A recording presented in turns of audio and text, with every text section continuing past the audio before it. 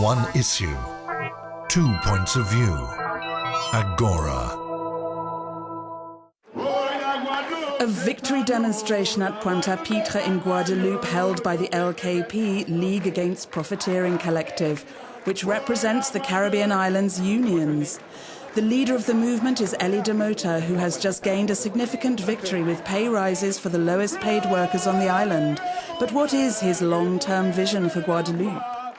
And Willy Angele, the president of MEDEF, representing the island's biggest businesses and employers, what is his vision? The two men are not on speaking terms, so without a posse of police and lawyers, it was impossible to invite them to a roundtable discussion. So for this edition of Agora, Euronews met Elie Domota, the union leader, and Willy Angele, the boss's representative, separately. There'll be catastrophic consequences for employment. So that is what we have to deal with now, because we estimate that this will result in problems for the 10,000 or so private employers on Guadeloupe. And we estimate that in relation to the 80,000 workers employed by privately owned companies here, we risk seeing job losses of around 10 to 15%. I think it's more like the start of something, the start of a new life for Guadeloupe, but a life that the people will construct for themselves.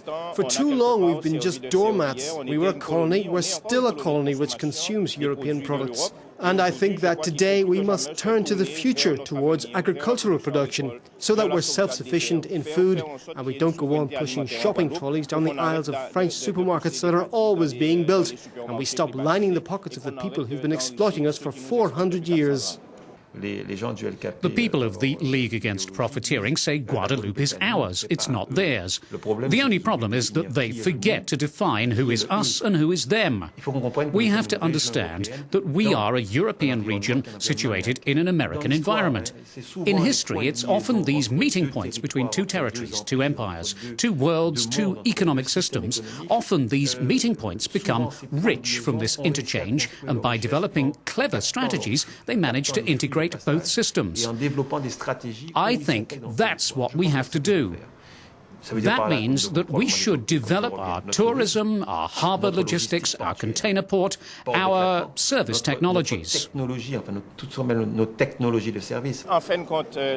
the end of the day, the European Union uses Guadeloupe as a springboard for distributing their products throughout the Caribbean. And today we see that increasingly they're establishing themselves here. These are wholesalers whose aim is to flood Guadeloupe with consumer goods made in Europe.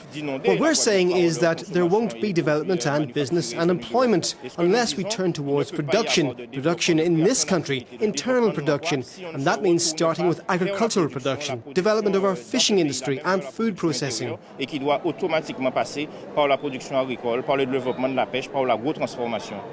The League Against Profiteering has a vision which consists of saying, let's go back to the past, let's do it the way we did 50 years ago, let's refuse to join in with the world. We say we accept the world the way it is. We are for an open vision, open development which is open to the outside world. Frankly, I want our children to speak at least 3 or 4 languages, Creole, French, English and Spanish, rather than just speak one language.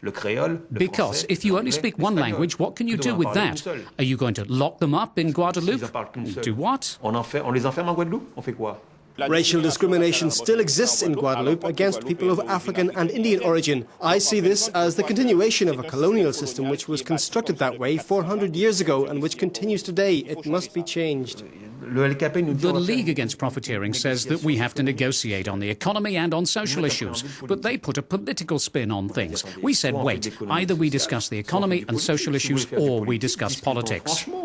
But the League Against Profiteering just says, within 3 years, you must have implemented this or that thing. But we say to them, you're going to kill businesses and smash employment. They say, it doesn't matter, that's not our problem. Sort it out yourself.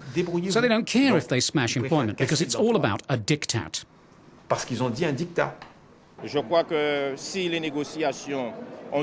I think that the negotiations lasted so long because they tried to torpedo them so that an agreement would never be signed.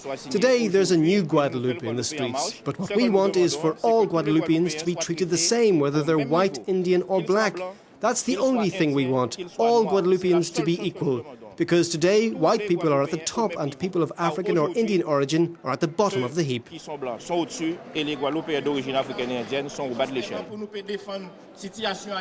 Guadeloupe is a French overseas department and as such belongs to the EU. Are the majority of Guadeloupeans still in agreement with this status quo? Or should we be looking at some form of devolvement, more localized power, some sort of autonomy for Guadeloupe?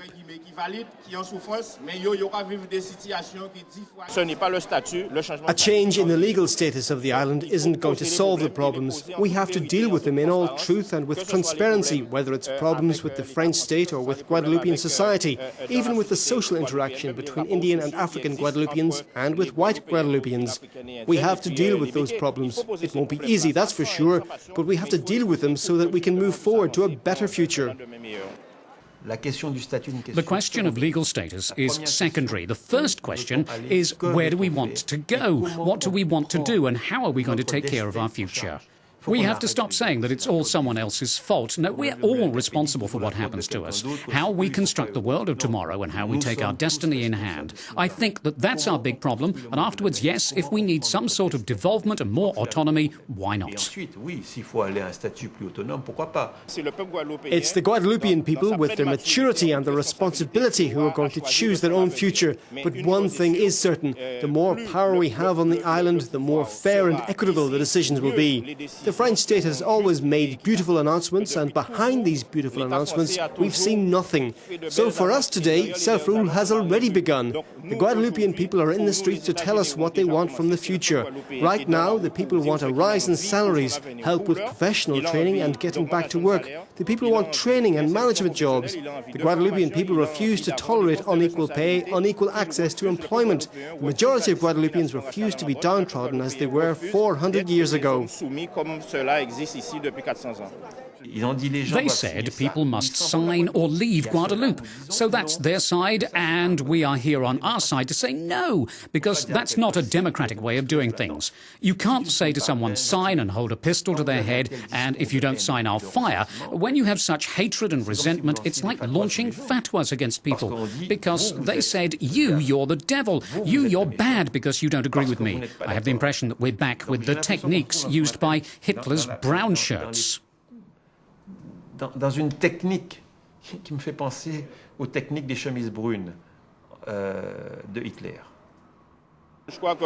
I think they're jokers. For 400 years these people have mistrusted us. For 400 years they've mistrusted us, and today they feel in danger. I think it's a joke. And these whites who say they're victims of pressure and racism, I really think they're exaggerating in order to avoid the question, what is their responsibility for the fact that in Guadeloupe there still exists a regime run according to class and race? Un régime qui est basé sur des rapports de classe et de race.